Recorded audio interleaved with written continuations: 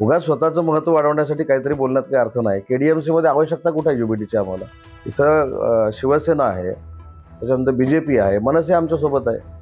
त्याच्यामुळे ज्यांची आवश्यकता नाही त्याने उगाच आमच्याबरोबर येतो म्हणून सांगायची पण गरज नाही ना. त्यांची आवश्यकता नाही KDMCला. आम्ही विरोधी पक्षावरती बसायला तयार आहोत. पण शिंदे किंवा भाजप यांची साथ आम्ही देणार नाही. नाही, आवश्यकच नाही ना. उगाच स्वतःचं महत्त्व वाढवण्यासाठी काहीतरी बोलण्यात काही अर्थ नाही. KDMC मध्ये आवश्यकता कुठे आहे UBTची आम्हाला? तिथं शिवसेना आहे, त्याच्यानंतर BJP आहे, मनसे आमच्यासोबत आहे.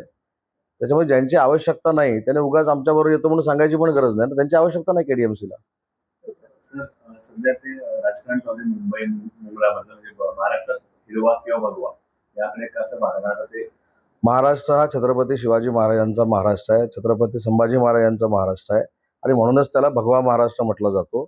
असं विष पेरायचा कोण जर प्रयत्न करत असतील तर भगव्याचे पाईक ते सहन करणार नाहीत, हे शिंदे साहेबांनी देखील सांगितलं आणि हीच आमची शिवसेनेची भूमिका आहे.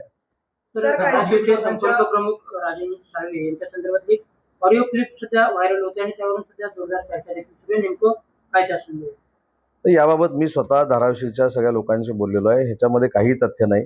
राजन साळवी हे माजी आमदार आहेत, शिवसेनेचे आमचे इथले संपर्क प्रमुख आहेत.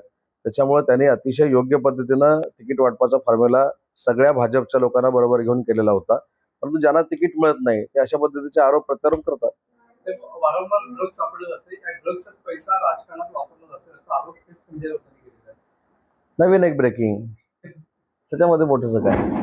तुमचा टाइमपास, आमचा टाइमपास आणि जनतेचा टाइमपास. काय करू शकतो तुम्ही म्हणाले की अमरीकरांच्या पैशावरती आणि सत्ता जी आहे ती मिळवली गेली. तीच ब्रेकिंग ना. आणि काय तुम्हाला ब्रेकिंग पाहिजे सकाळी त्याने दिली. लोकांचं म्हणजे सगळ्या महाराष्ट्राच्या जनतेचं मनोरंजन होतंय. याचा परिणाम एकही मतावर होत नाही. आमच्या सत्ता सगळीकडे येत आहेत. तुम्ही लोकसभा बघा, विधानसभा बघा, नगरपालिका बघा, महानगरपालिका, काय त्यांच्या बोलण्याचा परिणाम होतोय कुठं? त्याच्यामुळे तुम्हाला रोज सकाळी ब्रेकिंग मिळते आणि तुम्ही आम्हाला प्रश्न विचारतात. त्याच्यामुळे तुमचा पण टाइमपास आणि आमचा पण टाइमपास. त्याच्या पलीकडे काय? आगामी जिल्हा परिषद किंवा पंचायत निवडणुकीच्या अनुषंगाने राज्याचे मुख्यमंत्री चिपळूणमध्ये 2 दिवसांनी येत आहेत. तर तिथे एक महायुतीची काही सभा आहे का? म्हणजे मुख्यमंत्री महोदय महायुतीच्याच उमेदवारांच्या प्रचारासाठी 28 तारखेला येतात आणि त्याच्यानंतर ते सिंधुदुर्गामध्ये जाणार आहेत. सर, कैसे हराया एकसारखं दिसवून किंवा चिडवून राज्यातलं वातावरण दूषित करण्यासाठी असे प्रयत्न केले जात आहेत का? पण मला ते असं वाटतं की ते जे कैसे हराया हा जो विषय होता तो तुतारीवर उभे राहिलेल्या उमेदवारांसाठी होता असं मला वाटतं. मला एक्झॅक्टली माहीत नाही. परंतु त्यांनी जे हिरवा आणि भगवा हे जे काही वादंग निर्माण करण्याचा प्रयत्न केला आहे त्याचं मी उत्तर दिलं की छत्रपती शिवाजी महाराजांचा हा महाराष्ट्र आहे, छत्रपती संभाजी महाराजांचा हा महाराष्ट्र आहे. त्याच्यामुळे हा 100% भगवा महाराष्ट्र आहे आणि तो भगवाच महाराष्ट्र राहणार. शिंदेची टोळी ही गद्दारांची टोळी आहे ती भाजप चालवते. काय काय म्हणले?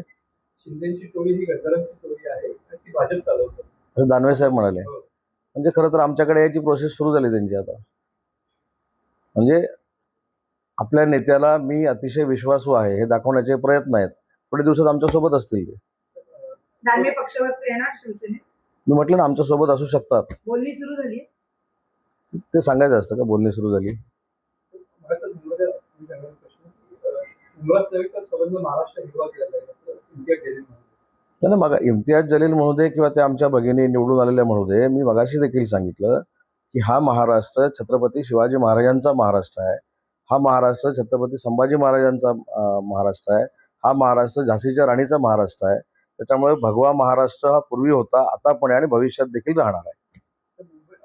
कल्याण डोंबिवलीमध्ये जे 4 नगरसेवक नॉटिशिबल आहेत त्यांच्यावरती कारवाई करू देत. आता कारवाई काय करणार, कशी करणार ते केल्यानंतर आपल्याला कळेल ना. पण स्वतःचे आमदार, स्वतःचे नगरसेवक हे स्वतःच्या नेतृत्वावर विश्वास ठेवून थांबत का नाहीत?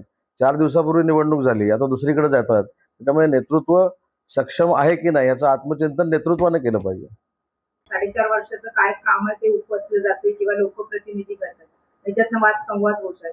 यापुढे आपण नगर परिषदेकडे कशा दृष्टीने मी बघणार? कालच सगळ्या सर्वपक्षीय नगरसेवकांची बैठक घेतली. त्याच्यामध्ये मला ज्या काही सूचना द्यायच्या होत्या त्या नगरसेवकांना दिलेल्या आहेत. परंतु अधिकाऱ्यांनी देखील लोकप्रतिनिधींशी संयमानं वागलं पाहिजे. प्रोटोकॉल राखून वागलं पाहिजे ही भूमिका देखील पालकमंत्री म्हणून माझी नक्की आहे. सर पण 4.5 कोटीचा जो भ्रष्टाचार शौचालयाचा झाला तो त्यांच्याकडे कागदपत्र नाही उपाध्यक्षाकडे ते कागद याच्यामध्ये माझी जिल्हाधिकाऱ्यांशी सविस्तर चर्चा झालेली आहे. जर नगरसेवकांनी ह्या चौकशीसाठी जिल्हाधिकाऱ्यांकडे अर्ज दाखल केला तर जिल्हाधिकारी किंवा कोकण आयुक्त याच्यामध्ये चौकशी करतील. 4.5 वर्षाचं काय काम आहे ते उपसलं जाते किंवा लोकप्रतिनिधी करतात त्याच्यातनं वाद संवाद होत आहे. यापुढे आपण नगर परिषदेकडे कशा दृष्टीने मी बघणार? कालच सगळ्या सर्वपक्षीय नगरसेवकांची बैठक घेतली. त्याच्यामध्ये मला ज्या काही सूचना द्यायच्या होत्या त्या नगरसेवकांना दिलेल्या आहेत.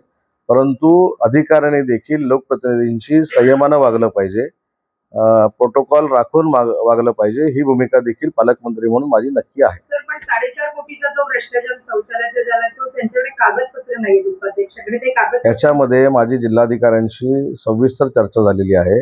जर नगरसेवकांनी ह्या चौकशीसाठी जिल्हाधिकाऱ्यांकडे अर्ज दाखल केला तर जिल्हाधिकारी किंवा कोकण आयुक्त याच्यामध्ये चौकशी करतील. बार्शी नेटवर्क भाड्याने सुद्धा काय आहे? नाही, स्थानिक पातळीवर काय झालं असेल आम्हाला माहिती नाही, परंतु दोन शिवसेना एकत्र येण्याचा प्रश्नच येत नाही.